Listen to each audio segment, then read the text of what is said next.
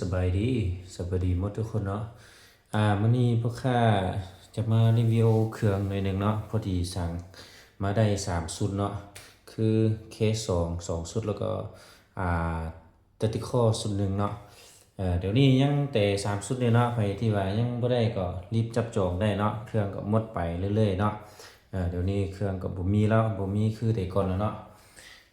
ก่อนอื่นเราจะมาแนะนำตัวนี้เนาะตัวนี้จะเป็น K2 เด้อ K2 วาล์วเซตผันเนาะอ่าถังจะเป็นถังอลู 0.5 เนาะแล้วก็กล้องจะเป็นกล้อง BSA เด้อตัวนี้เนาะใครที่สนใจอยากได้อ่าเอาไปใช้งานหรือว่าอยากได้เอาไปเล่นก็จัดได้เนาะจับจองได้กล้องแบบธรรมดาบ่มีแล้วเนาะเดี๋ยวนี้พ่อค้ามีแต่กล้องBSA แบบนี้เนาะถ่ายภาพได้นะถ่ายภาพได้มันก็สั่นแห้งเนาะสั่นมันก็โอเคเนาะเบาเก็บเสียงเป็นตัวนี้เนาะเก็บเสียงจะเป็นแบบนี้ยี่ห้อเจมเทคเนาะมันก็โอเคอยู่เบาอยู่เนาะใครที่สนใจอยากได้เคส2ก็จะได้เนาะเครื่องมีพร้อมส่งให้เนาะยังแต่3 ชุดนี้เด้อเนาะตัวนี้ราคาอยู่ใน8 ล้านปลายเนาะประกอบแบบนี้ราคาอยู่ใน8 ล้านปลายจะได้กล่องซูปได้โม่ได้ลูกได้ซุกซ่อมอะไรต่างๆเนาะจะได้ครบสุดแล้วเนาะเล้าจะเป็นเล้าF อีกเด้อตัวนี้เนาะเล้า F อีก8 แก้ว50 เซนเนาะเขารับประกันให้ 5-6 เดือนเนาะยิงบ่ถือเขาเปลี่ยนเล้าใหม่ให้เนาะต่อมาจะเปลี่ยนยี่ห้อเคส2คือกันเนาะยี่ห้อเคส2คือกัน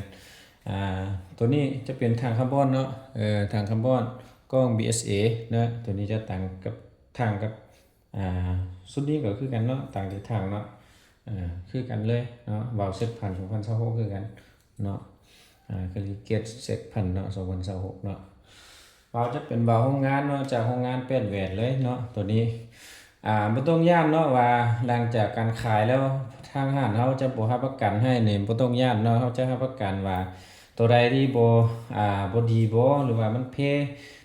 บนใดบ่ฮู้ซ่อมก็บ่ต้องเกรงใจกันเนาะเซ็นหาเลยทางห้านเฮาก็คันว่า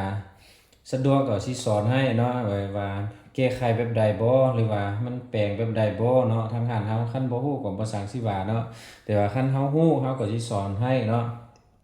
แล้วก็เฮาคันว่ามีซิมยางบ่หรือว่ามีซุปเปอร์ลิมอิหยังต่างๆที่ว่าอยู่ในหันนั้นมันเพเนาะ